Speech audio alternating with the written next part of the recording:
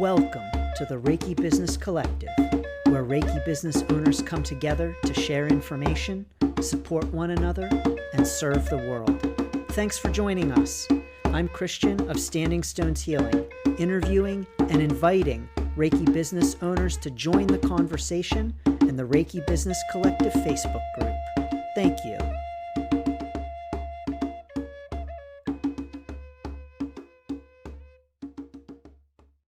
Welcome to this episode of Reiki Business Collective. In this episode, we are chatting with Bruce Taylor of RootsofLife.org. Bruce has studied and practiced Reiki since 2006 in the US, Hong Kong, and Japan, and has completed the Usui Reiki Ryoho levels more than 10 times. In addition to teaching Reiki globally online and in person, he also serves as a holistic wellness coach and practices and teaches sound healing, plant medicine, yoga, breathwork, and meditation. He is based in Europe and Hong Kong and leads retreats all over the world, including to Kyoto, the birthplace of Reiki, in May. Bruce, welcome. Thank you so much for being here on the Reiki Business Collective and chatting with us about how to really attract clients. Thank you so much, Christian. It's an honor and a privilege to be here, and I'm very grateful for the time to chat.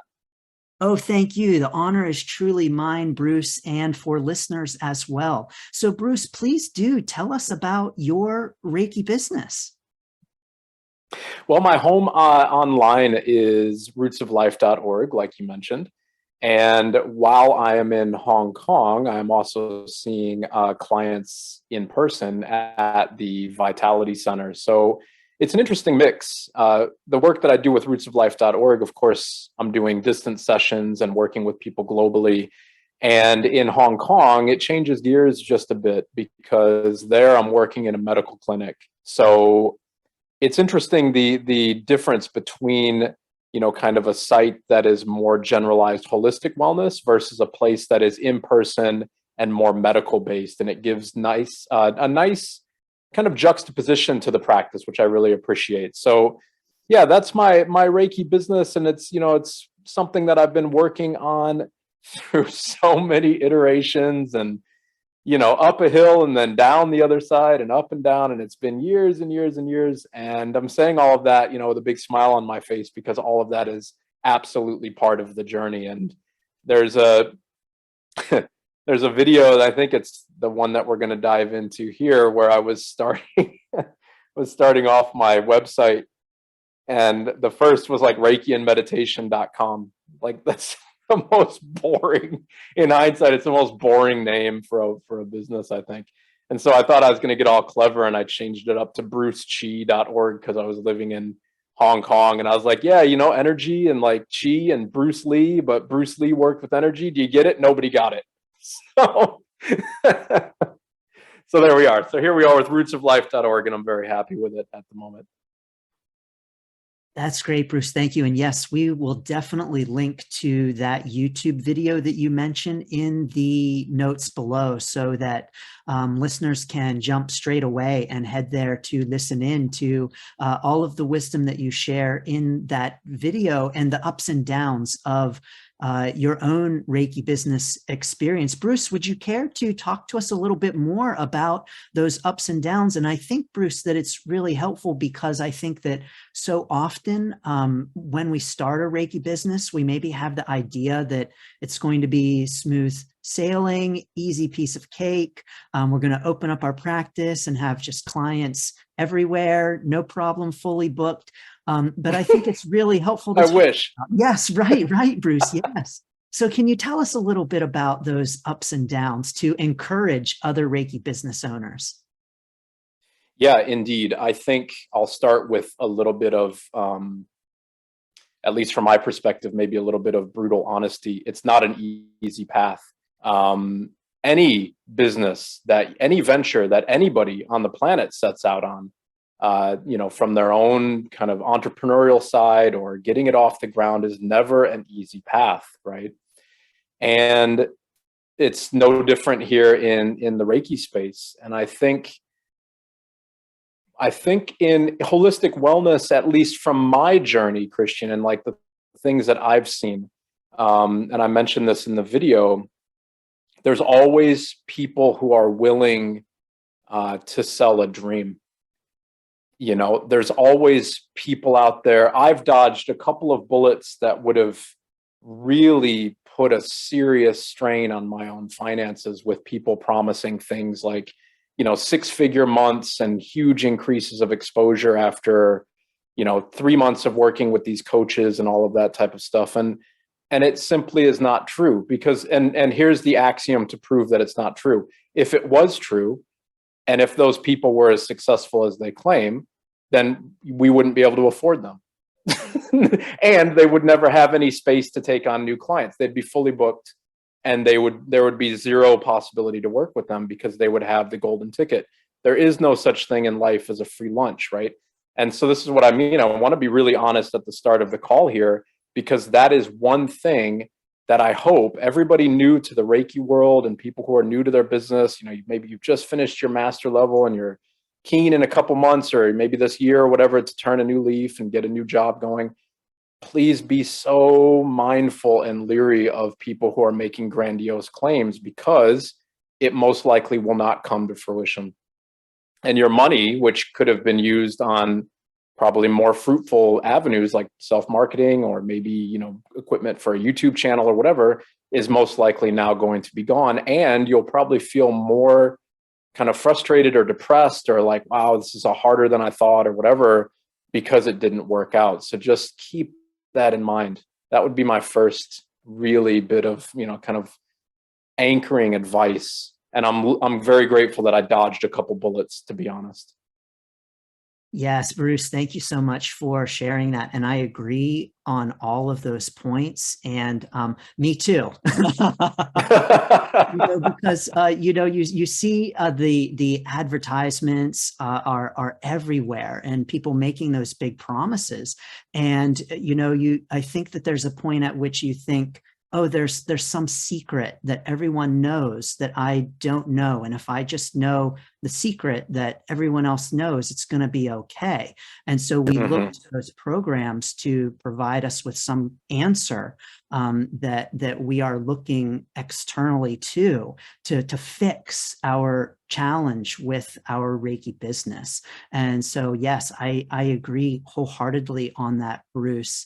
And I agree that your money may be better well spent in other ways, rather than on an expensive coaching program to help you bring in, a fully booked client schedule in 30 days or $10,000 a month, or whatever the promise is.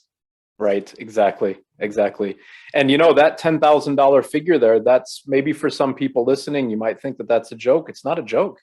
That you'll probably see big numbers like that. And with big numbers will come really big promises. And remember, people are, sales is all verbal, right? It's getting you to believe in the thing that you're buying.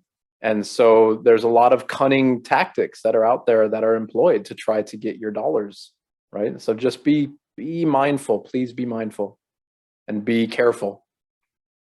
Yes, thank you for that, Bruce.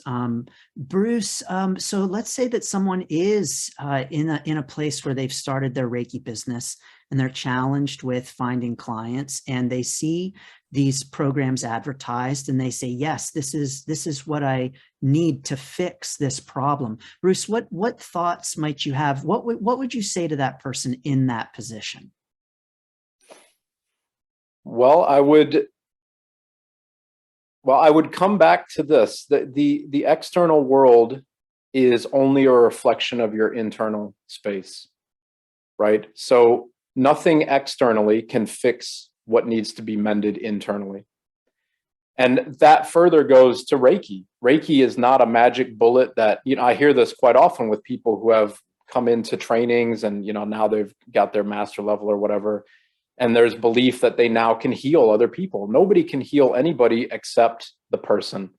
What we can do is help build confidence or stability or support or a space for somebody to face themselves. But that needs to be neutral, right? And so somebody who is coming into that space and thinking, oh, I can't get clients, I can't figure out, maybe this marketing thing is going to do it, or maybe this is going to do, nothing is going to work until the internal space is fixed, right? And so I would urge, and I'm saying this because this is something, even as I speak, half of my brain is like, okay, what do I need to look at now? What is even my time with you, Christian, going to help me see about myself that I need to work on, right?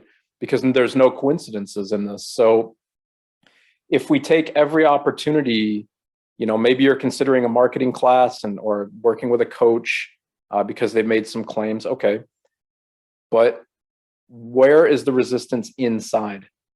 How is your confidence level? How is your understanding and your depth of practice? How is I think most importantly, how is your neutrality towards clients? Not this idea of I'm going to open this and move that and balance these chakras and do everything for you, because that's just in the mind, right? So everything that we see externally, the friction and all of that, is an opportunity for us to look honestly in the mirror to the self. So always work on the self. That's what I think, it's what it always comes back to. And the universe will give you a little piece of cake when you, when you overcome some big hurdle or big obstacle, then you'll get more clients. Like, it will tell you and let you know when you're ready. And until the universe gives it to you, keep working on yourself, whatever that means to you, to all the listeners.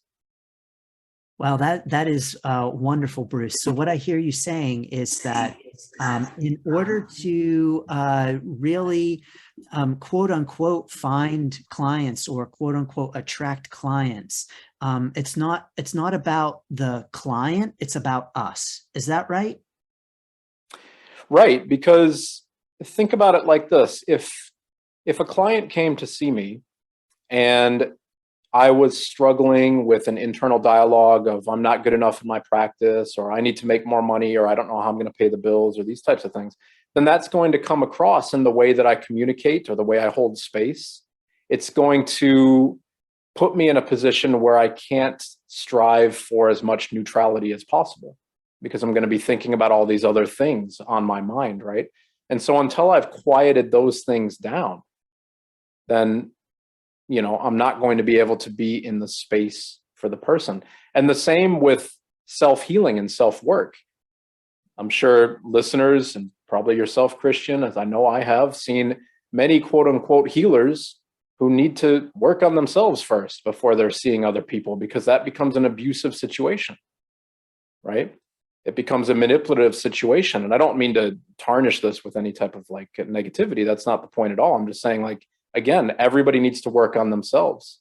And once we've done that, then we will be granted, or greeted rather, by clients who are indeed seeking guidance through the exact same waters that they are having difficulty navigating.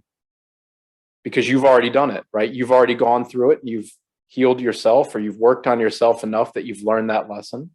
And people who are looking for that same guidance in that same lesson will find their way to you. That's how everything works, right?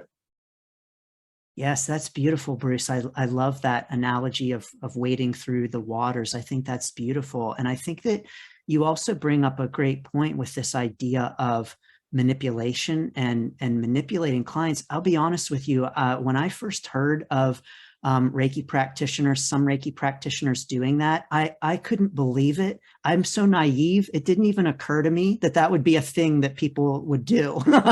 Right. Yes. But it does happen, Bruce. So thank you so much for bringing that up and bringing it to our attention, and let us all strive to not be that kind of practitioner. And yes, and to really be the kind of practitioner who is compassionate and caring, and wouldn't even think of something like manipulating. And, that could even happen potentially on a level where we're not even realizing it as well. So let's all strive to not be that kind of practitioner and that kind of Reiki business owner. So thank you so much Yes, thank you, Bruce. So, Bruce, can you tell us a little bit more? You talk about this idea of coming to our practice from a point of neutrality. Can you talk a little bit more about that for listeners who might be saying, okay, Bruce, what exactly does that mean? Can you explain that? Yeah, absolutely. If we look at the guiding precepts of Reiki, just for today, I will do my work honestly. Just for today, I will be kind. Just for today, I'll be grateful to all, kind to all living beings. I'll be grateful. And just for today, I will not worry. Just for today, I will not be angry, right? If we look at all of those things, then that is encouraging us to be neutral, right? Because if we are worried and we're angry, then we are not, we are responding from a place of scarcity or lack or want, right? Or friction, however you'd like to phrase that. We're responding from a space of disbalance, of need, right? And if we are then in a place of balance or a lack of need and want, well, then automatically we're grateful and we're going to be kind, right? Automatically we're going to be loving to all living beings, because that's what neutrality means. So, the way that I kind of approached that, and this was really made clear to me with my time in Japan in particular, and also Hong Kong at some of the Usui Reiki Roho centers in Hong Kong, I began to see that practitioners there and Reiki teachers, or whatever you would like to, Shihans, whatever you'd like to call them, would try to pay as little attention as possible to the session. Right? So the client would come in, and the individual may or may not ask, say like, why are you here? What can I help you with, or whatever. But I began to notice that even if that question was asked, it was almost as if the practitioners weren't even paying attention to it. It was like, I'm gonna be here with you, Christian, to help build rapport. But whatever you tell me you are coming to see me for, let's say that we're in a session together, if I pay mental attention to that, then that gives me the opportunity to fixate on it. And then that gives me the opportunity for my ego to begin the downward spiral of belief. If you tell me, you've had headaches and migraines I've had this so many times. I'm sure everybody listening has had this. Go into somebody and don't tell them anything and see if they can find what you needed help with. Right? They probably can't. But what happens is we go in and we say, yeah, I've got, tension in my neck and headaches and whatever. And then after an hour session, the practitioner will say things like, I felt this big blockage, in ajna in your third eye, and I was able to open it up, and I put Daikomyo on there, and I called in angels and protectors, and I did all this stuff for you. That may be what happened. I'm not discrediting that, but that's not neutral, right? That's all framed in the world of belief. So if we can just surrender our practice and surrender our belief and just hold space, because the person on the table is the one doing the healing. If we can be behind that person with loving, neutral support, I describe it in my courses like this. If I'm working with somebody, then imagine my eyes are blindfolded and my hands are just an inch or so behind your back.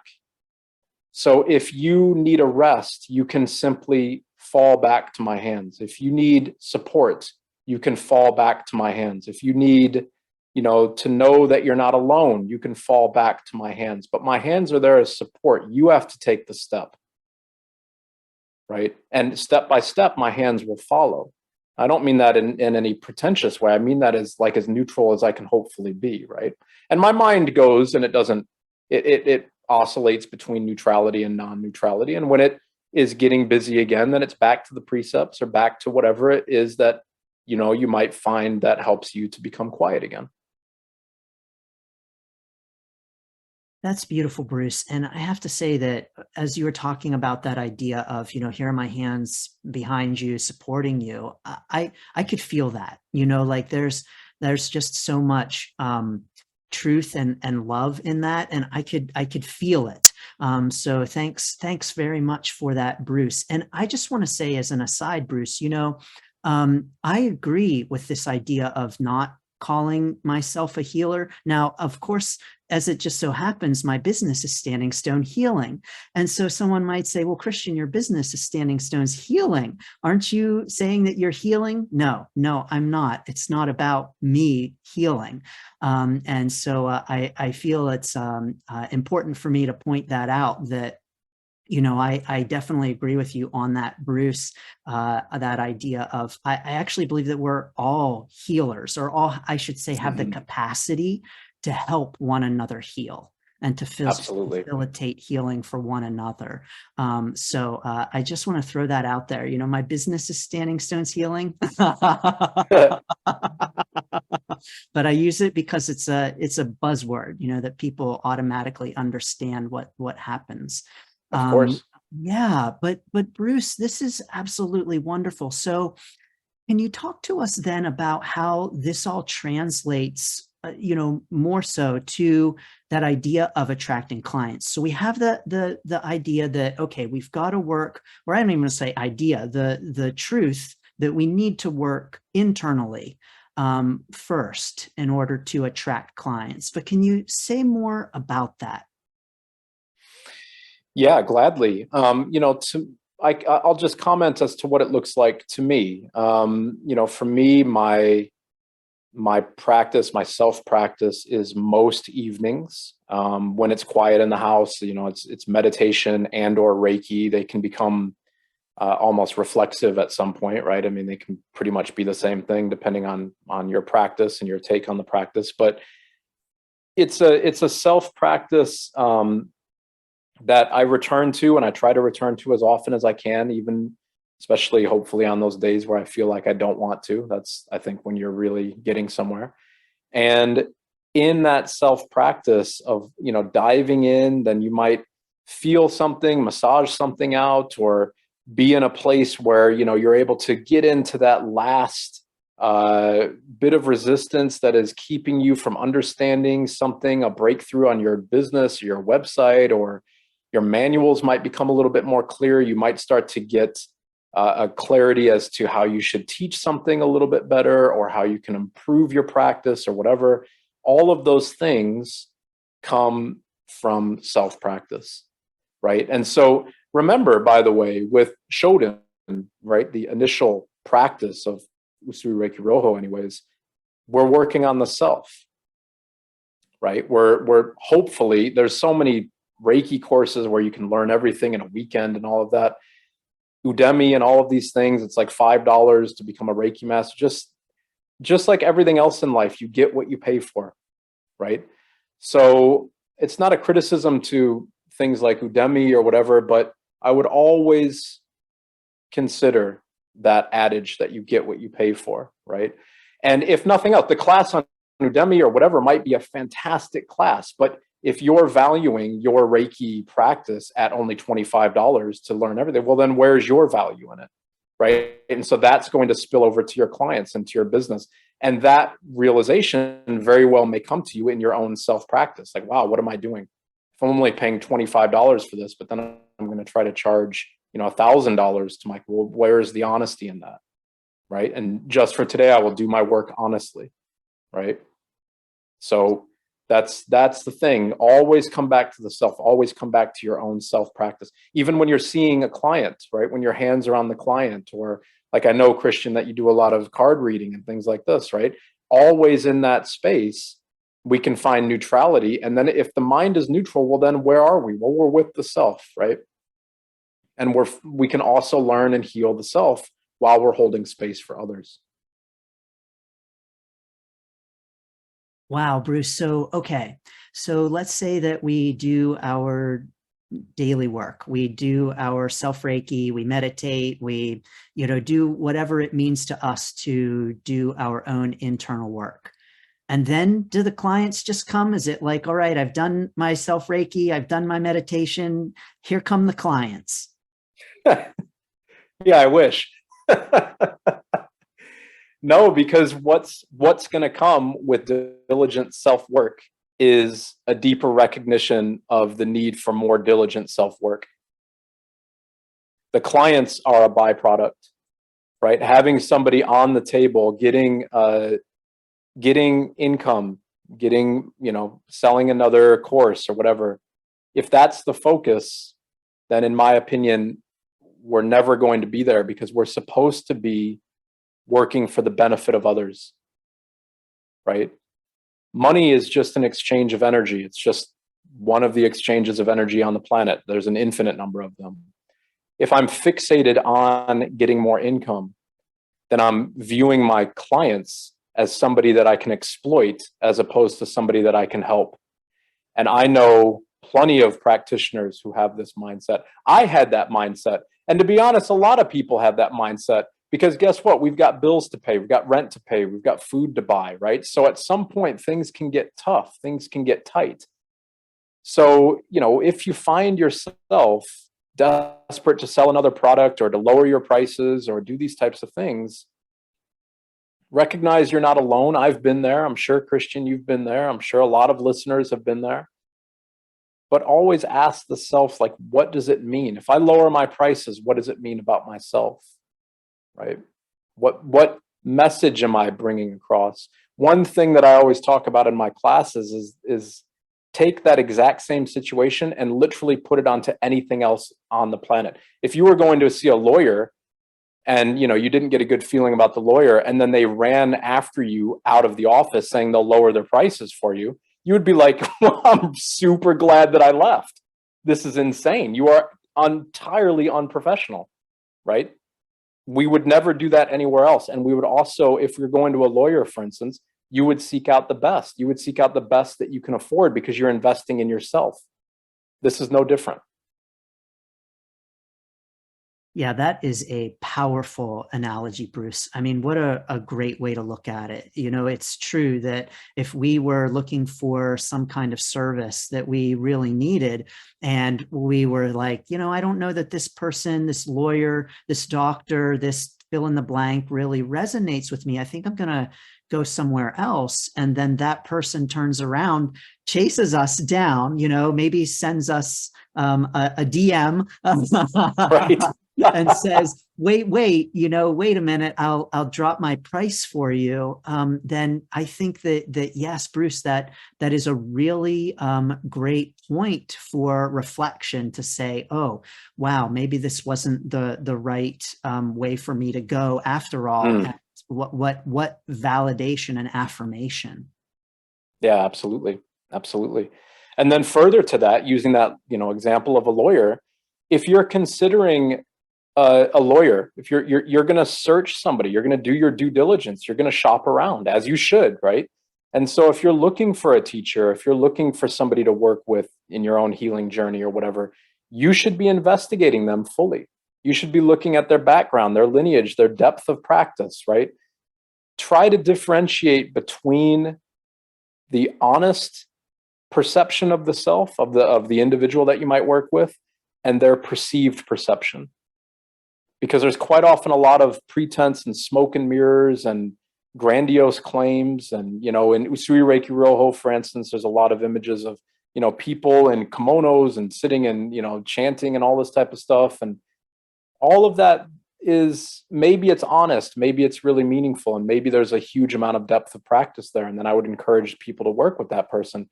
Or there might be an entrapment of the belief of the self, right? So in my opinion, look for somebody who's neutral. Look for somebody who is going to walk alongside you, just like that lawyer would, right? You're not going to hire a lawyer who's going to hang up the phone and then forget about you. You want them walking until the case is done. You want them by your side, because that's what you're paying them for, right? So how many times, this is another thing for our self-practice and our business. One way to quickly differentiate yourself is simply to walk with your students. Most teachers don't do that, right? They don't do that.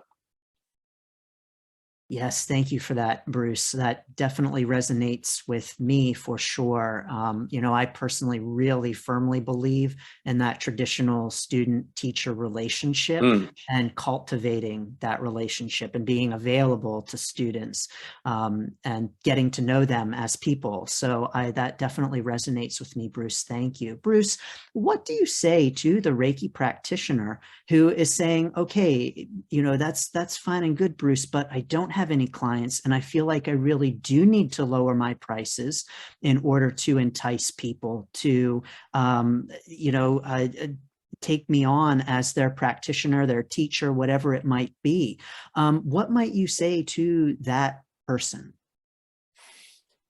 Well, from my journey, it never worked, right? And I would say to that person, I would say that first and foremost, and I would give examples. I used to do things like, and I'll just pull them directly from memory. This is absolutely verbatim what I used to do.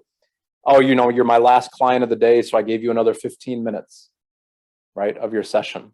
Or, like, you've come so many times to me, so I'm just going to give you a session for free or whatever. Well, that's not how the real world works.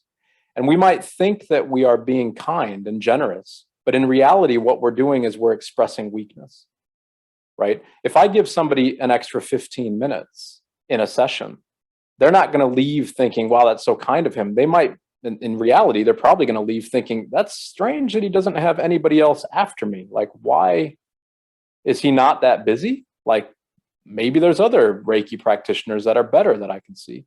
Again, this is unequivocally true in every other aspect of our lives, right? So don't make it true in the aspect of our Reiki business. So I would encourage people who, I get that, I know that feeling, I've been there many, many times, right? Have the courage to raise your rates, right? If you feel you need to lower your rates to attract clients, that's probably not going to work. So maybe that's an opportunity for you to deepen your own practice, to get a better lineage, or to connect deeper to another, modality that will allow you to increase your rates. It's like going to a university, right? You graduate from a good university like Harvard or whatever, then you're going to get higher rates automatically. And you're going to be surrounding yourself then by a clientele that is also accustomed to paying for quality. And that's a big thing as well. So we might be able to seek out friction in our clients by just looking at who is our client base, right? Are we surrounding ourselves with people who have a mindset of scarcity, right? Which is, again, just a reflection of ourselves. It's not a criticism of anybody else, right? If I have a scarcity mindset, I can't make it, I'm not going to get clients, whatever, then I'm going to be attracting people who are also resonating in that energy, right? Successful, super successful. Look, let's look in the wellness space. Somebody like Bruce Lipton. He doesn't do anything for free. Tony Robbins doesn't do anything for free. Why not? Because they don't have a limiting mindset. So don't have a limiting mindset. That might be hard at first because we're empaths and we just want to give and help. But money is not evil. It's an exchange of energy. Yes, thanks for that, Bruce. And I think that, when it comes to this idea of lowering our prices and that will bring in people, I think that we only have to look as far as all of the posts for people saying, 10 free sessions to the first 10 people who respond, and no one has responded. And so, right. It's not about the price. Right. Exactly. 100%. That's a perfect way to put it. And I hope people put that into their head, right? Stick that bit into their head. Every time I said I'll lower the price or I'll give you a free session, I'll give a free session to, influencers or whatever in Hong Kong and stuff like that, nothing ever came from it, because it's not about the session that I'm giving for free or lowering the price. It's about how am I valuing myself? And by me saying that I'm doing those things, that means that I do not value my own services. And until I value my own services, I'm never going to get clients. Yes. Bruce, may I just say, I don't know that you didn't ever get anything from it, because you did get the realization and the experience that, oh, maybe this is not the best way to operate my business and the best kind of tactic. And so, I think at the very least, you've gained that valuable experience and knowledge with it to be able to say resolutely, this is not what it's about. And to absolutely. know how you wanted to move forward with your own business and your own pricing. Absolutely. Absolutely. Everything is a learning opportunity, right? And I thank you for putting that there. That helps me to look at that. I really appreciate that for sure. And all of those moments, the friction is how we grow, right? So we can always look at it like that. Yes. And I think that that's a real growth point for all of us on our Reiki business journey, with that idea of pricing and the evolution of our thoughts on our pricing and our own pricing. And so I think that that's something that almost in a sense we all need to grow through. And that, we can have other people say to us, raise your prices or don't give away things for free. And yet at some point, I think that that's just part of our own Reiki business journey for us to almost in a sense feel through on our own. Absolutely. Isn't that similar, right? Like I think about that as like the parent to child relationship. Right? Like parents, we all know this. Remember when we were teenagers, right? Your parents could tell you until they're blue in the face to not do something. We're still going to do it until we learn ourselves, right? And this journey with the Reiki business, I find a lot of comfort actually in mirroring it with our own journey from, being a baby to an infant, to a teenager, to an adult, to, to an elderly person. I think we can take value in the necessary steps as we grow through whatever it is that we're focusing on. Yes, thank you, Bruce. So Bruce, where would you say that you are along that journey? Oh, I don't know, probably an infant. Yeah.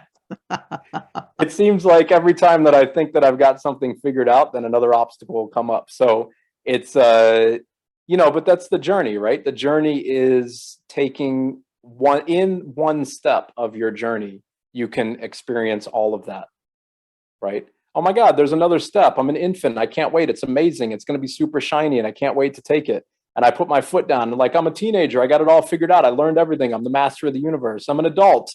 I didn't learn anything. The universe just cracked me over the head. And now I'm an elderly person because I'm now humbled by my own lessons. And then you become an infant again because you take the next step. Yes, thank you for that, Bruce. I think that that is so true. And for everyone listening, that learning never ends, and that, oops, I don't know so much as I thought I did, or I thought I knew everything and now I actually really know nothing. And it's all about that beginner's mindset and starting again and again. Right. So, we're never gonna, I like to think of it, Bruce, none of us knows everything there is to know about Reiki.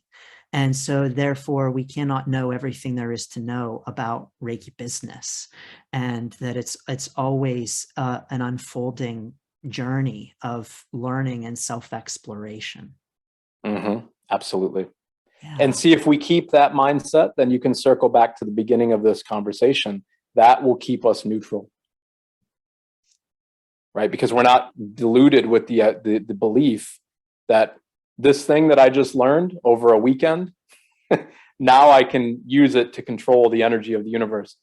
Maybe if you're Thanos, right? Like if you're like have Marvel superpowers, but you probably don't, right? So let go of the belief and surrender and recognize we'll never know how much there is to learn.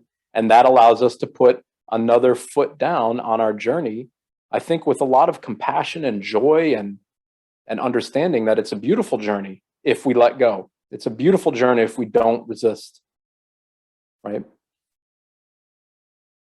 Wonderful, Bruce. Thank you so much. So Bruce, is there anything else that you would like to say about how to, quote unquote, really attract clients? Just keep at it. I mean, I think the best advice that I can give, if you have the opportunity to treat your holistic wellness business as a full-time job. And what I mean by that is if you are, if you have external income or whatever, you're not dependent on this one thing to pay the bills, then I would implore you to treat it as a full-time job. Whatever that means to you, 5 hours a day, 6 hours a day, whatever it might mean, day in and day out, right? And always, in my opinion, keep the idea of the client as like the last inch of the marathon. The marathon is where the truth comes out, right? How many times are you going to revamp your videos and Just go on my YouTube channel and look at my earliest videos. I mean, they're they're cringy. They're super cringy. And the best bit is, in another year, I can look back at the videos that I've just made, and they're not going to be good, right? Because I'm growing, just like everybody else is. My websites are growing. My course offerings are growing. My learning is growing. And in growth, there's friction. So keep at it. We have to shed our skin, right? And that's not always an enjoyable I know for me, it's not been at many times an enjoyable process. But if we don't do that, then we're going to be stuck in the world of belief. Well, thank you so much, Bruce. Bruce, how can people find out more about you, get a hold of you? What do you have going on right now, Bruce? Yeah, so like I said at the beginning of the call, you can head over to my home online, which is RootsofLife.org, and there you can see my story and talking about that personal journey and bringing it into the practice. You can see about my journey overcoming cancer I went through, which was a really pivotal thing for me in my journey, I think, with Reiki and surrendering into the practice. And that led me on to now doing the trainings and the coaching and mentorship and all of the things that I offer there. So, I offer full guided and self-paced Reiki courses in Usui Reiki Ryoho. My lineage is 3 teachers removed from Usui Sensei, which I'm very grateful for. So the teachings and the style of Reiki that I teach is very close to the roots in Kyoto. I also offer guided plant medicine journeys where I supervise the individual's journey online, and holistic wellness mentorship. So, much of the same that we've talked about here, I can really dive in with the individuals to help them on their journey. And of course, as you mentioned at the beginning, Christian, I've got the upcoming Reiki pilgrimage to Kyoto with my teacher, Hakutan Inamoto Sensei, which I am absolutely thrilled for. I can't wait. It's going to be an amazing experience. And I've likened that in a previous podcast to imagine if you are this is how impactful I think it is to be there for our Reiki practice. It's as if you were a Catholic your whole life and then you finally go to the Vatican, right? The pilgrimage is a pilgrimage for a reason. So when we go to Usugi Gongen and when we sit in the legacy of Usui Sensei and we see the roots of the practice, then it becomes that much more difficult to obscure it with our own delusions and our beliefs and our thoughts, because it's right there in front of us. So I can't wait for that. That's all the details are on rootsoflife.org, and that's coming up in May. Well, that is wonderful, Bruce. Thank you so very much. It's been an honor to chat with you and to get your knowledge and wisdom out there to Reiki Business Collective listeners. So, Bruce, to you, I want to say thank you so very much. And to you as well, Christian, and to all of the listeners, thank you so much for tuning in. I really appreciate this. I love sitting down here and taking the time here to chat with this, and I hope that the conversation is fruitful for all. Yes, thank you. I'm sure that it will be for many years to come. And to all of you listening, thank you so much for tuning in, sending you blessings and best wishes for your Reiki business. Thank you for listening. Please like, subscribe, share, and join in the conversation at facebook.com/groups/Reiki Biz, B-I-Z. Blessings and best wishes for your Reiki journey.